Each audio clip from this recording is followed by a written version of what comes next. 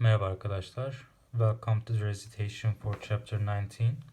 And now we are starting the macroeconomics part of the course. I recommend you to read the book and the slides before moving on to this video. So let's start with the definition of GDP. Gross domestic product is the market value of all finished goods and services produced within a country in a year. The word D here, letter D here, represents the domestic, so it emphasizes that these products must be produced within a given country. So the domestic means nationality doesn't matter, but the location matters. So if a German person builds a factory in Turkey and produces cars, then the Turkish GDP would be higher, not Germany's GDP.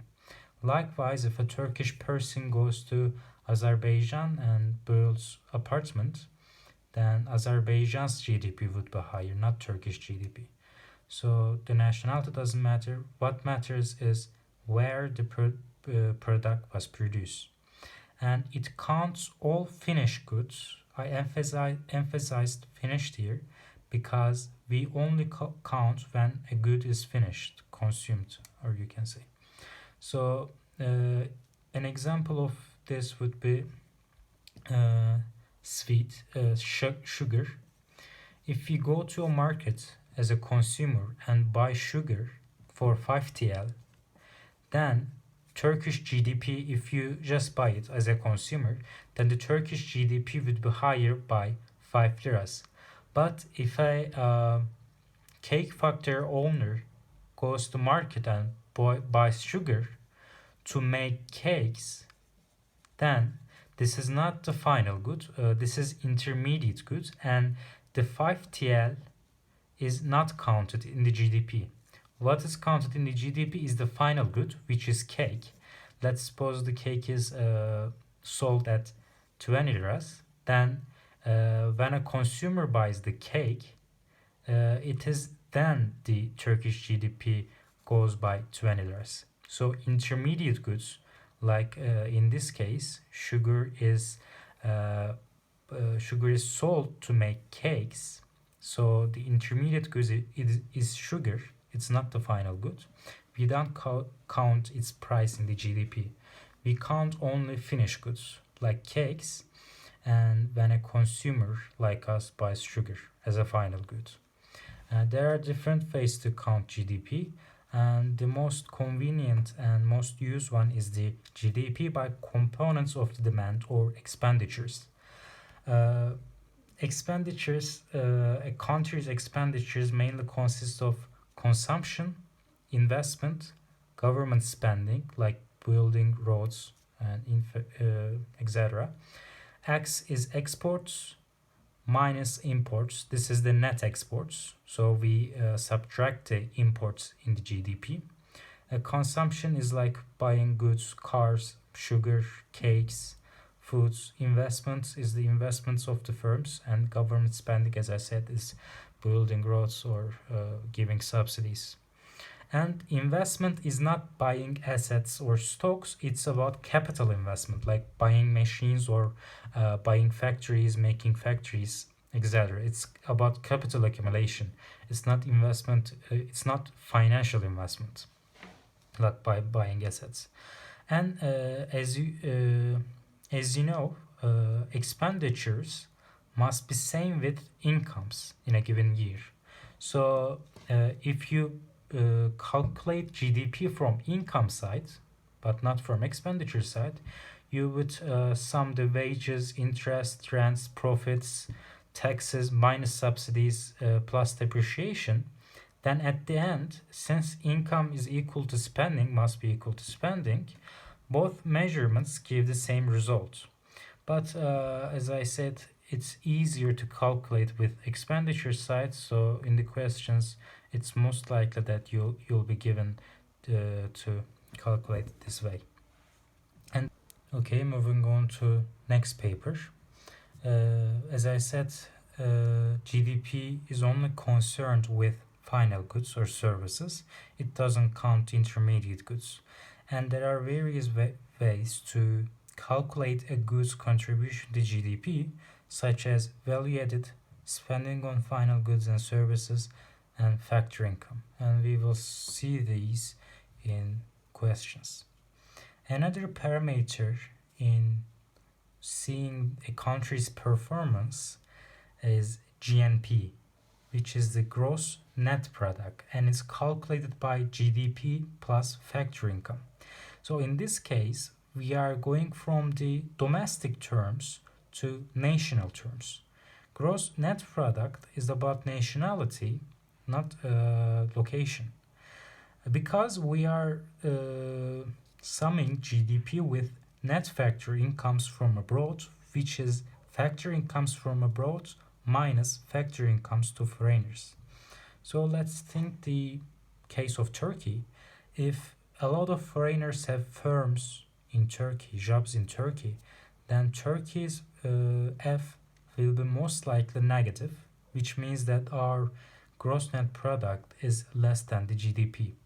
Or hypothetically, if Turkish citizens have a lot of factories outside Turkey, then our F will be positive, which means that in this case our GNP will be higher than our GDP. Our next concept is the nominal versus real GDP. So we would like to see growth in our GDP from a year to another year. So let's suppose that in 2008 we produce so let's suppose that Turkish economy only consists of sugar, and we measure the our GDP only by sugar. In 2008, let's suppose we produce 5 units of sugars, and each one of them is priced 5 TL. So our GDP in this case would be 25 TL. I multiplied the units of products with their prices. And let's suppose in 2009 we produce again 5 units, so there's no growth in real terms, but because of inflation the price of sugar now rose to 10 TLs, which makes the GDP of Turkey 50 TLs. But this is nominal GDP. This is the nominal GDP. This is not the real GDP. As you can see, there is no increase in terms of production, but there is increase in GDP because of inflation, and this may lead us to false determination that the Turkish economy is growing. So in order to get rid of this inflationary effect, we measure the real GDP. And it's measured by real GDP is equal to nominal GDP divided by GDP deflator or price index divided by 100. Let's calculate the real GDP in this case. First, we pick a base year. Let's suppose that our base year is 2008. And price index in base year is always 100. And let's calculate the price index in 2009.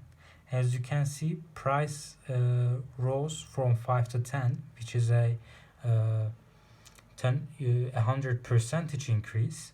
So price index must be 200 in 2009.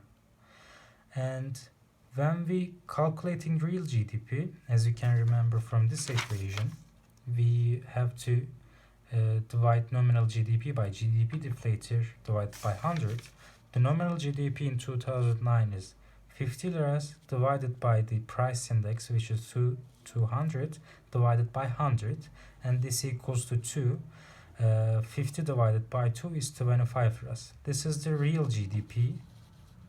This is the real GDP of 2009, and as you can see, it's same with 2008. So we get rid of the inflationary effect. Since the production of Turkey is same with this year's, the real GDP of them is equal. We didn't calculate the real GDP of 2008 since the nominal GDP and real GDP is same in base year. We pick base year as 2008. And this is basically the difference between nominal and real GDP. And it's actually easy to calculate real GDP, and we will see in the questions. Okay, let's start with our first question. It says that country of Matthew produces 3 goods: bread, cheese, and pizza. The bread and cheese company produce all inputs they need, so they don't use intermediate goods. Pizza company uses breads and cheese to make pizza. Pizza company use breads and cheese as intermediate goods. Companies use labor and input. The table shows the activities of companies when all bread and cheese are sold to pizza company. So you see the table here. In the part E, it's asked us to calculate GDP as the value added in production. So if you can remember, I told you that we can determine a good's contribution to GDP by 3 systems. One of them is value added, or spending on final goods and services, or factor income. So we will see them in turn in this question. Let's start with the E part. We are going to calculate GDP as the value added in production. First, let me define the added value. Added value is the value of output minus value of intermediate goods that it uses while producing that goods, or inputs. So let's start with our bread. The value of output of bread is 50 liras, but as you can see, in order to make bread, we don't need anything. We don't need any intermediates or inputs. So the added value of bread is 50 liras because we don't use any inputs. Let's look at cheese. Again, in cheese, we don't use any intermediate goods to produce cheese, so we don't have any input. So the value of output is 35. Value of intermediate goods is 0. So cheese value added of cheese is 35 lira.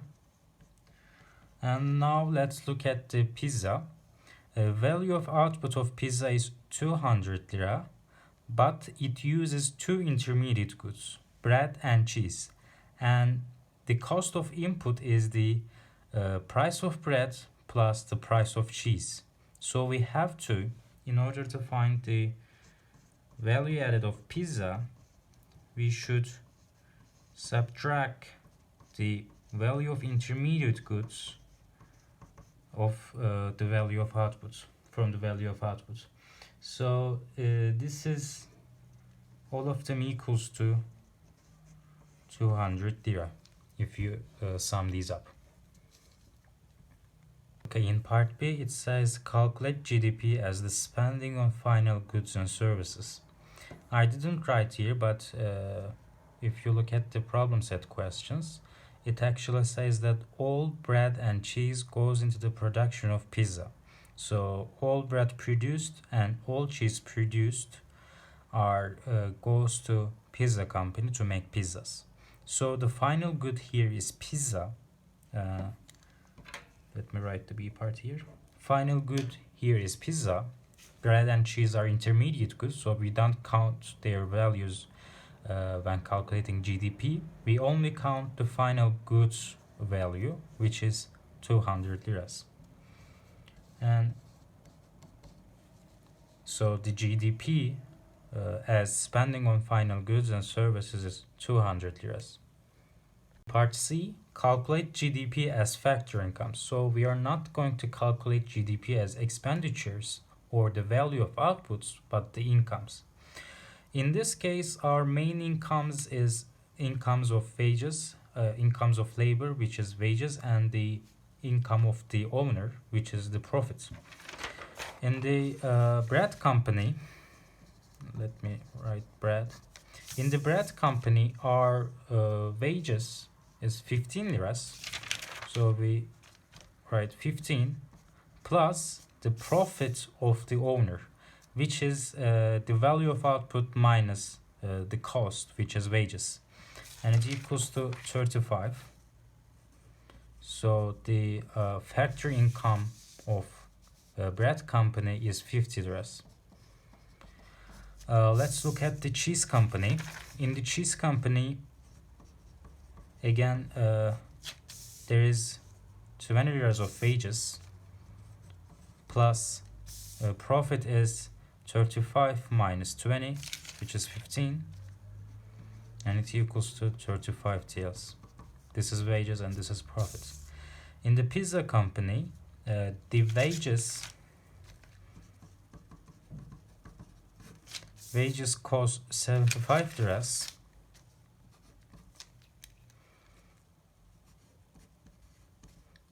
plus, and our profit is, we have to subtract the value of output. We have to subtract cost of input and wages from the value of output. So the profit of the owner is 200 minus wages of labor minus the cost of inputs.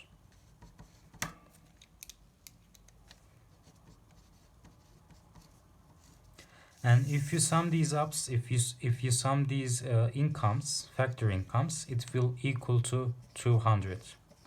So what we see here is that it doesn't matter in which way we calculate the GDP, we always get the same result, 200 liras. So you can do it in either way. In question 2, it says which of the followings will be included in the GDP for Hungary. If you can remember the beginning of video, I said GDP is about location, not nationality.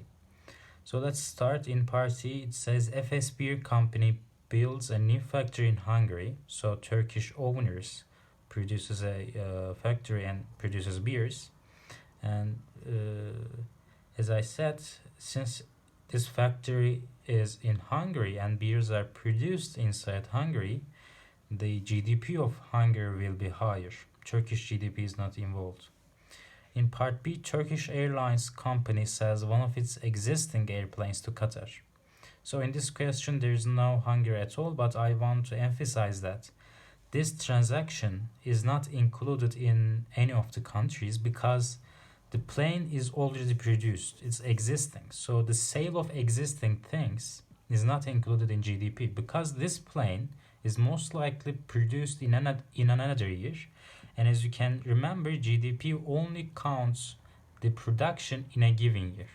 And since this plane is produced in some other year, the GDP of GDP doesn't change. It both for Turkey and Qatar. So this is not a transaction about GDP because there is no production in a given year. In part C, a young Hungarian person buys stock of Apple. And again, I said in the beginning of video that financial investment is not included in the GDP, so this is not about GDP. The GDP doesn't change. In D, a Turkish pot maker makes pots and sells to a Hungarian. In this case, the imports of Hungary will be higher, so that will lower the GDP for Hungary. But when Turkish pot maker sells, then Turkish exports will be higher, so Turkish GDP will be higher. In this case, Hungarian GDP will be lower and Turkish GDP will be higher. In part E, a Hungarian tourist buys perfume in Istanbul. So I said that GDP mainly, if we calculate GDP in expenditures, it consists of these parts. So let's investigate this transaction. When a Hungarian person buys something, the consumption of Hungary will be higher. But since this tourist buys perfume outside Hungary, the imports will also rise by the same amount. So these two effects will offset themselves, making GDP unchanged. So the GDP doesn't change in this case. Part 3, it says the table shows annual real GDP in billions of 2009 dollars and nominal GDP for the United States of America. So we see this table, and in part A it says calculate GDP deflator for each year. I will use this equation that I showed in the beginning. So in our purpose, let's leave the GDP deflator alone. So our equation becomes GDP deflator equals to nominal GDP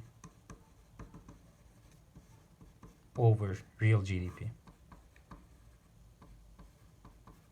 So let's find the GDP deflator for year 2009.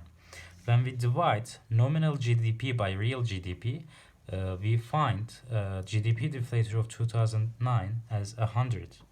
And if you can remember, when the GDP deflator is 100, that means that year is base year. So in this case, 2001 is our base year. Let's find it in 2010. We divide nominal GDP by real GDP, and this calculation yields 101.2. This is the GDP deflator for year 2010. And in 2011, again, you can divide nominal GDP by real GDP, and this will yield 103.2. You can calculate it in the calculators. Okay, let's continue with our last part. It says use GDP deflator to calculate the inflation rates. Well, calculating inflation rates once we find the GDP deflators is actually easy. I gave the equation here. Inflation rate equals to current GDP deflator minus GDP deflator of previous year divided by GDP deflator of previous year times 100. But there is an important point to make, is that we cannot calculate the inflation rate for the base year, since we are calculating the inflation referring to purchasing power of the $2009. So keep in mind that you cannot calculate the inflation for the base years. You have to pick another base year for calculating that year. So let's start with finding the inflation rate for 2010.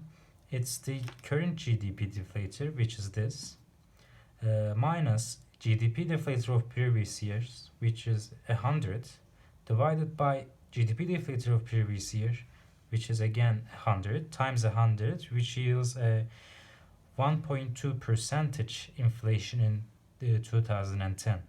In 2011, current GDP deflator is this, minus GDP deflator of previous year, which is in this year, which is that number, divided by 101.2 times 100, which makes 2 percentage.